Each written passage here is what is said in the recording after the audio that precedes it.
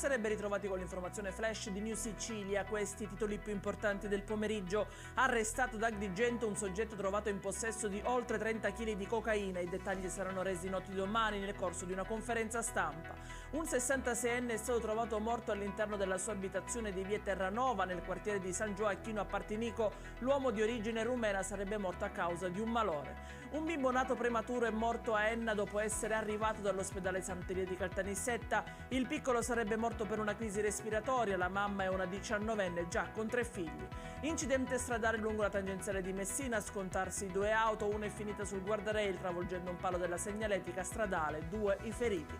E infine il meteo, da domani in Sicilia ritorna la primavera, temperature in aumento e sole ovunque. Per le previsioni e tutti gli altri approfondimenti vi basterà visitare il nostro sito www.newsicilia.it e i nostri canali social. Arrivederci e buona serata.